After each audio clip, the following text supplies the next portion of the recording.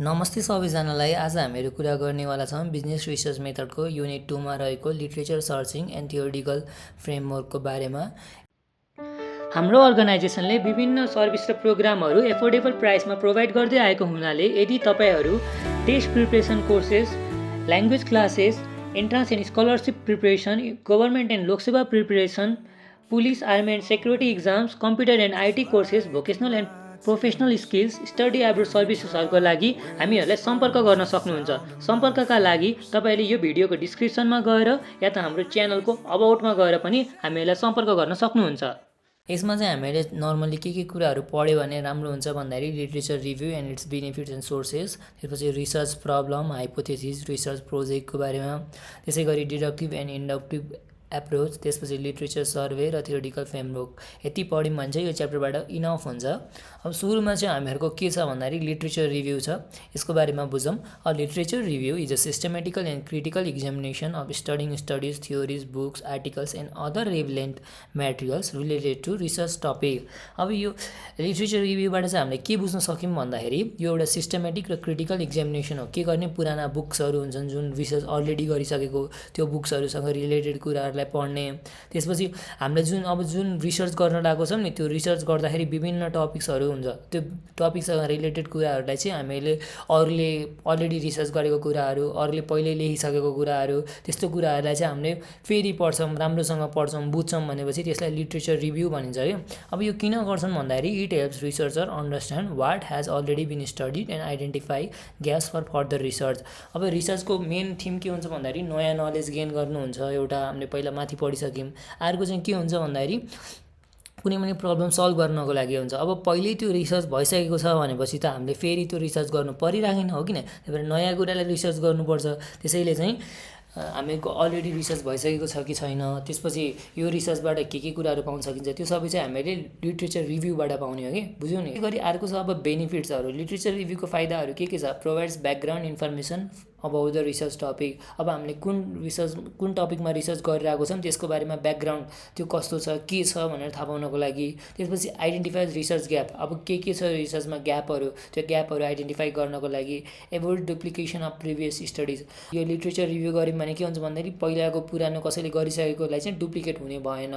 त्यसपछि helps to formulate research objective and हाइपोथेसिसहरू, त्यसपछि अब्जेक्टिभहरू फर्मुलेट गर्नको लागि। त्यसै गरी assist in selecting appropriate research method, अब सही तरिकाको सही ढङ्गको रिसर्च मेथड कुन हुन्छ त, अब विभिन्न एप्रोचहरू युज गरिन्छ, विभिन्न मेथड्सहरू युज गरिन्छ, कुन तरिकाले जाँदाखेरि राम्रो हुन्छ भनेर पनि यो लिटरेचर रिभ्यू पढ्यो भने थाहा हुन्छ। अर्को छ डेभलप छ थियोरिटिकल फ्रेमवर्क, यसले चाहिँ के पनि गर्छ, थियोरिटिकल फ्रेमवर्कलाई डेभलप गर्ने काम पनि गर्छ। Enhance the credibility of the study, अब यसले चाहिँ के पनि गर्ने भयो, स्टडी हामीले जुन कुराहरू पढ्न लाग्छौँ, जुन कुरा बुझ्न लागेको छौँ त्यसलाई के पनि गर्ने भयो, क्रेडिबिलिटीलाई इन्हान्स पनि गर्ने भयो। सो यी बेनिफिट्सहरू छन् लिटरेचर रिभ्यूको। अब सोर्सेस अफ लिटरेचर रिभ्यू, कहाँबाट चाहिँ हामीहरू लिटरेचर रिभ्यू गर्न सक्छौँ त, प्राइमेरी सोर्स र सेकेन्डरी सोर्स भयो। यसमा पनि हामीले यो प्राइमेरी सोर्स र सेकेन्डरी सोर्सलाई एकदम फोकस गर्नुपर्छ, किनभने हरेक च्याप्टरमा यो कुराहरूलाई चाहिँ दोहोऱ्याएर राखेको छ। रिसर्च आर्टिकल्सहरूबाट, थेसिस एन्ड डिसर्टेसन्स, त्यसपछि कन्फरेन्स पेपर्स, गभर्मेन्ट रिपोर्ट्स, यिनीहरूबाट चाहिँ हामीले प्राइमेरी सोर्सेसहरू पाउन सक्छौँ। अब सेकेन्डरी सोर्सेसहरू भनेको टेक्स्ट बुक्सहरू, अनि रिभ्यू आर्टिकल्स भयो, इन्साइक्लोपिडिया भयो, त्यसपछि लिटरेचर रिभ्यू पेपर्सहरू भयो, यिनीहरूबाट पनि पाउन सक्छौँ। त्यसै गरी इलेक्ट्रोनिक सोर्सेसहरू पनि छ, जस्तै गरी अनलाइन जर्नल्सहरू, एकाडेमिक डाटाबेस, इन्स्टिट्युसनल वेबसाइट्स, त्यसपछि इबुक्सहरू, यहाँबाट चाहिँ हामीले के पनि पाउन सक्छौँ, इलेक्ट्रोनिक सोर्सेसहरू। तिनवटा सोर्सेसहरू छन्, primary sources, secondary sources, electronic sources भनेर। अब रिसर्च प्रब्लम भनेको के हो, हाइपोथेसिस भनेको के हो, र रिसर्च क्वेसन भनेको के हो त। सुरुमा रिसर्च प्रब्लम भनेको बुझौँ, एउटा स्पेसिफिक इस्यु हो। अब जस्तै कुनै पनि खालको समस्या हुन्छ, डिफिकल्टी हुन्छ, या त कुनै पनि खालको ग्याप हुन्छ, त्यसलाई के गर्नुपर्छ त, इन्भेस्टिगेट गर्नुपर्छ, खोज तलासी गर्नुपर्छ। त्यहीलाई चाहिँ रिसर्च प्रब्लम भनेर भनिन्छ। अब यो गुड रिसर्च प्रब्लमको क्यारेक्टरिस्टिक्स कस्तो हुन्छ भन्दाखेरि क्लियर एन्ड स्पेसिफिक हुन्छ। जस्तै क्लियर हुन्छ, जस्तै कि अब भोइड हुँदैन कि एकदम मिनिङफुल हुन्छ भनेको, अनि रिसर्चेबल हुन्छ, रिसर्च गर्न मिल्ने हुन्छ, रेलिभेन्ट हुन्छ, मिल्दोजुल्दो हुन्छ, फिजिबल हुन्छ, सजिलैसँग पाइने हुन्छ, सिग्निफिकेन्ट हुन्छ भनेर बुझ्नु पऱ्यो। अब जस्तै कि इक्जाम्पलमा रिसर्च प्रब्लमको इक्जाम्पल कस्तो हुन्छ, why our customer switching from traditional banking to digital banking service भनेर एउटा यसमा राम्रो प्रब्लम आयो किन, सो रिसर्च प्रब्लम भनेको के बुझ्नु पऱ्यो भन्दाखेरि एउटा स्पेसिफिक इस्यु हो जसलाई चाहिँ एउटा कुनै स्पेसिफिक इस्यु डिफिकल्टी ग्यापहरू हो जसलाई चाहिँ के गर्न जरुरी रहेछ इन्भेस्टिगेसन गर्न जरुरी छ रिसर्च प्रब्लम भनेको त्यो बुझ्नु पऱ्यो। अर्को रहेको छ हाइपोथेसिस। हाइपोथेसिस भनेको के हो बुझौँ है त। Hypothesis is a tentative and testable statement about the relationship between two or more variables. अब यो हाइपोथेसिस भनेको नर्मल्ली के बुझ भन्दाखेरि जसलाई चाहिँ के गर्न मिल्छ टेन्टेटिभ भनेको चाहिँ के हो भन्दाखेरि जुन चाहिँ चेन्ज हुने कि जस्तै आज यो छ अब हाइपोथेसिस भनेको एउटा तिम्रो विचार हो जुन विचारलाई के गर्न सकिन्छ टेस्ट गर्न सकिन्छ अनि जुन विचार के पनि हुनसक्छ परिवर्तन पनि हुनसक्छ भनेपछि त्यसलाई हाइपोथेसिस भन्छ। टेन्टेटिभ भनेको चाहिँ कस्तो जुन चाहिँ परिवर्तन हुनसक्ने। टेस्टेबल भनेको के गर्न सक्ने त्यसलाई टेस्ट गर्न मिल्ने हेर्न मिल्ने जोख्न मिल्ने भनेको के। अनि के को बारेमा दुईवटा भेरिएबलहरूको बारेमा बुझ्यो नि। हाइपोथेसिस भनेको के रहेछ टेन्टेटिभ र testable statement about the relationship between two or more variables जसलाई जोख्न मिल्छ जो चेन्ज हुन्छ त्यसलाई हाइपोथेसिस भन्छ एउटा कुनै पनि खालको विचार। अब टाइप्स अफ हाइपोथेसिस। हाइपोथेसिस दुईवटा छन् यहाँ अहिलेलाई चाहिँ नुल हाइपोथेसिस र अल्टरनेटिभ हाइपोथेसिस। अब नुल हाइपोथेसिस र अल्टरनेटिभ हाइपोथेसिसमा के फरक छ भन्दाखेरि यो नुल हाइपोथेसिसमा दुईवटा कुरा बिच कुनै पनि खालको रिलेसनसिप हुँदैन दुईवटा भेरिएबल्स बिच कुनै पनि खालको रिलेसनसिप हुँदैन। अर्को अल्टरनेटिभ हाइपोथेसिसमा के हुन्छ दुईवटा भेरिएबल बिच चाहिँ के हुन्छ रिलेसनसिप हुन्छ। अब रिसर्च क्वेसन भनेको के हो त्यो पनि बुझौँ। अब research question is a specific question that guides the research process. हामीले रिसर्च गरिरहेको हुन्छौँ नि त अब त्यो रिसर्च गर्दाखेरि कस्तो जस्तै कि अब रिसर्च हामीले कुनै एउटा प्रोजेक्टमा गरिरहेछौँ कि सेवा मान्छेहरूले कतिको युज गर्छन् भनेर यो छ हामीले त्यसमा चाहिँ अब अरू कुनै कुरा त जोड्न मिलेन जस्तै कि तपाईँले खाना खाने बेलामा यी सेवा युज गर्नुहुन्छ भने यस्तो क्वेसन सोध्न मिल्यो त मिलेन नि त। अहिले स्पेसिफिक क्वेसन सोध्नु पऱ्यो तपाईँको रिसर्चसँग जे छ त्यही रिलेटेबल क्वेसन सोध्नु पऱ्यो त्यसलाई भन्छ रिसर्च क्वेसन भनेर। जस्तै कि how does service quality effect customer satisfaction यस्तो यस्तो क्वेसनहरू रिलेटेबल क्वेसनहरू सोध्नु पऱ्यो। स्पेसिफिक क्वेसन हुनु पऱ्यो जसले चाहिँ केलाई गाइड गर्छ रिसर्च प्रोसेसलाई गाइड गर्छ। यही नै भनेको रिसर्च क्वेसन हो। अब अर्को चाहिँ डिडक्टिभ एन्ड इन्डक्टिभ एप्रोच भनेर। अब डिडक्टिभ एप्रोच भनेको के हो त्यो पनि बुझौँ। The deductive approach begins with an existing theory and test it using collected data. यो डिडक्टिभ थ्योरी भनेको चाहिँ डिडक्टिभ एप्रोच भनेको चाहिँ के बुझ्नु पऱ्यो भन्दाखेरि यसमा चाहिँ पहिले अलरेडी कसैले लेखेको कसैले गरिसकेको रिसर्चकोलाई अरूले बनाएको थ्योरीलाई जुन छ नि एक्जिस्टिङ थ्योरी पहिले अलरेडी भएको त्यो थ्योरीलाई के गर्ने हो फेरि रिटेस्ट गर्ने हो। कसरी रिटेस्ट गर्ने हो हामीसँग भएको हामीले कलेक्ट गरेको डाटाहरूलाई चाहिँ युज गरेर चाहिँ के गर्ने एक्जिस्टिङ थ्योरीलाई रिटेस्ट गर्नुलाई चाहिँ भन्छ डिडक्टिभ एप्रोच। यसमा के हुन्छ सुरुमा थ्योरी हुन्छ थ्योरीपछि हाइपोथेसिसबाट डाटा कलेक्सनबाट एनालाइसिस गरेर के गरिन्छ कन्क्लुजन निकालिन्छ। अब यसको क्यारेक्टरहरू के हुन्छ थ्योरी बेस्ड हुन्छ यो पुरै स्ट्रक्चर प्रोसेस हुन्छ युजरली क्वान्टिटेटिभ नम्बर्समा हुन्छ। क्वान्टिटेटिभ भनेको हामीले पढिसक्यौँ नम्बरसँग रिलेटेड स्ट्याटिस्टिकलसँग रिलेटेड भनेर। त्यस्तै गरी टेस्ट एक्जिस्टिङ थ्योरी यसमा चाहिँ के गर्छ पहिले अलरेडी भएको थ्योरीहरूलाई के गर्छ टेस्ट गर्छ। Testing whether employee motivation improve job performance यसमा चाहिँ यदि इम्प्लोइलाई मोटिभेसनहरू दियो भने त्यसपछि रिवार्ड्सहरू दियो भने तिनीहरूको जब पर्फर्मेन्समा इम्प्याक्ट पर्छ कि नै भनेर भन्ने भयो। अब इन्डक्टिभ एप्रोच भनेको के रहेछ the inductive approach begins with observation and develops new theory from collected data. हाम्रो माथिको चाहिँ अलरेडी रिसर्च गरिसकेको अलरेडी आएको थ्योरीलाई चाहिँ हामीले फेरि रिटेस्टहरू गर्ने हुन्छ भनेपछि इन्डक्टिभ थ्योरी एप्रोचमा चाहिँ डिडक्टिभमा त्यो हुन्छ पहिले डाटा एक्जिस्टिङ थ्योरीलाई फोकस गरिन्छ। यसमा चाहिँ के हुन्छ भन्दाखेरि नयाँ थ्योरीलाई निकालिन्छ हामीले कलेक्ट गरेको डाटाबाट चाहिँ नयाँ थ्योरी डेभलप गरिन्छ भने चाहिँ लाइक इन्डक्टिभ एप्रोच भनिन्छ। अब यो कसरी गरिन्छ अब्जर्भेसनहरू गरेर यताउता हेरेर सोधपुछ गरेर इन्टरभ्यूहरू गरेर भन्ने हुन्छ। अब यसमा चाहिँ प्रोसेस कस्तो हुन्छ अब्जर्भेसन गरिन्छ त्यसपछि डाटा कलेक्सन गरिन्छ अनि प्याटर्न आइडेन्टिफिकेसन गरेर थ्योरीलाई डेभलप गरिन्छ। अब क्यारेक्टरिस्टिक्सहरू के छन् त यो चाहिँ केमा बेस्ड हुन्छ डाटामा बेस्ड हुन्छ। हाम्रो माथिको केमा बेस्ड थियो थ्योरीमा बेस्ड थियो। पहिला अरूले कलेक्ट गरेको एक्जिस्टिङ थ्योरीमा बेस्ड थियो भनेपछि यसमा चाहिँ के छ डाटामा बेस्ड छ हामीले आफै कलेक्ट गरेको डाटामा। अनि फ्लेक्सिबल प्रोसेस छ। त्यसपछि यो युजरली क्वालिटेटिभ यसमा चाहिँ के हुन्छ क्वालिटेटिभ मतलब हामीले सोधपुछ गर्छौँ तिनीहरूको इमोसन कस्तो छ तिनीहरूको बिहेभियर पर्चेसिङ ह्याबिट कस्तो छ त्यो सबै कुराहरूलाई फोकस गर्छौँ।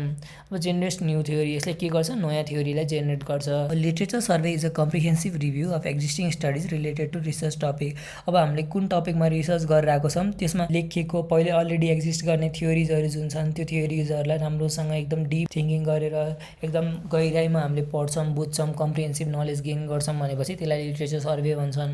अब यो किन गरिन्छ भन्दाखेरि यसको अब्जेक्टिभ्सहरू के छ भन्दाखेरि अन्डरस्ट्यान्ड प्रिभियस फाइन्डिङ, पहिला के कुराहरू पत्ता लागेको थियो, इन आइडेन्टिफाई रिसर्च ग्याप्स, त्यो रिसर्च पहिलाको रिसर्चहरूमा पहिलाको थ्योरिजहरूमा के कस्तो ग्यापहरू छन् त्यो थाहा पाउनको लागि, आफ्नो थ्योरीमा के कस्तो ग्यापहरू छन्, एभोइड डुप्लिकेसनहरू नहुनको लागि, build a foundation for research, त्यसपछि हाम्रो कसरी रिसर्च गर्ने, कसरी अगाडि बढ्न सकिन्छ त्यो कुराहरू थाहा पाउनको लागि चाहिँ हामीले लिट्रेचर सर्वेहरू गर्न जरुरी छ। अब थियोरिटिकल फ्रेमवर्क भनेको के हो यो पनि बुझौँ। A theoretical framework is a structure that explain the relationship among variables based on existing theories and literature.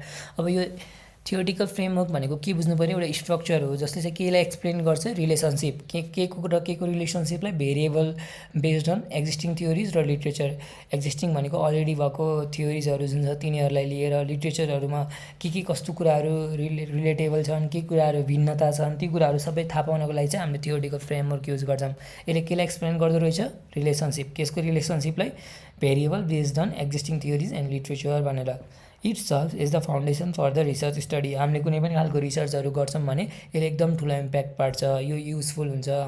अब यसमा कम्पोनेन्ट्सहरू के छन्, इन्डिपेन्डेन्ट भेरिएबल, डिपेन्डेन्ट भेरिएबल र मोडरेटिङ और मेडिएटिङ भेरिएबल भनेर। अब यो इन्डिपेन्डेन्ट भेरिएबल, डिपेन्डेन्ट भेरिएबलको बारेमा राम्रोसँग बुझौँ, यो दुईवटा चाहिँ अलि इम्पोर्टेन्ट छ।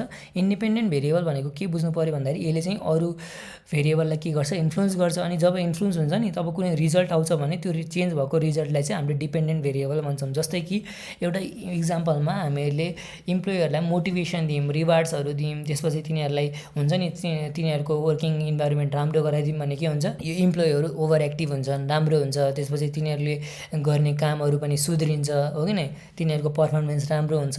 त्यही हो डिपेन्डेन्ट भेरिएबल। के भयो त, तिनीहरूको पर्फर्मेन्समा राम्रो आयो। पहिला सुरुमा मोटिभेसन थिएन, मोटिभेसन हालिसकेपछि इम्प्लोइमा के भयो, इम्प्याक्ट पऱ्यो भनेको।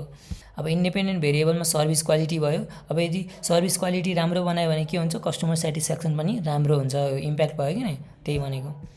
अब हाम्रो यो च्याप्टरबाट लिट्रेचर रिभ्यू भनेर बुझ्नु पऱ्यो सुरुमा। अब यसमा सर्ट नोट्सहरू छ। सर्ट नोट्समा लिट्रेचर रिभ्यू भनेको चाहिँ के हो त्यो बुझौँ। सिस्टमेटिक रिभ्यू अब existing knowledge related to research topic. यसमा चाहिँ सिस्टमेटिक वेमा हामीहरूले पहिले अलरेडी कसैले रिसर्च गरिसकेको, अरूले लेखेको थ्योरिजहरूलाई चाहिँ डिप स्टडी गर्छौँ भने त्यसलाई लिट्रेचर रिभ्यू भनिन्छ।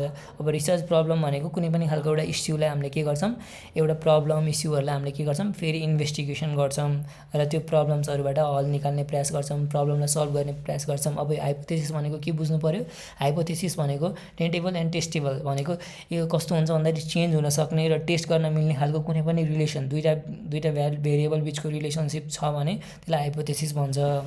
अब यो रिसर्च क्वेसन भनेको के बुझ्नु पऱ्यो भन्दाखेरि a question that guides the research study, जसले चाहिँ हामीले के को बारेमा रिसर्च गरिरहेको छौँ त्यसलाई के गर्छ, गाइड गर्छ, हामीलाई बाटो देखाउँछ भन्ने छ। अब डिडक्टिभ एप्रोचमा के हुन्छ, थ्योरी टु डाटा हुन्छ। इन्डक्टिभ एप्रोचमा के हुन्छ, डाटा टु थ्योरी हुन्छ। यो चाहिँ डिडक्टिभ एप्रोचमा हामीले के भनेर पनि पढेको थियौँ, डिडक्टिभ एप्रोच भनेको पुरानो थ्योरिजहरूलाई लिएर के गरिन्छ, रिटेस्ट गरिन्छ, त्यो थ्योरी छ कि नै, सही हो कि नै भनेर। इन्डक्टिभ एप्रोचमा त नयाँ थ्योरीहरू क्रिएट गरिन्छ भन्ने कुरा भयो।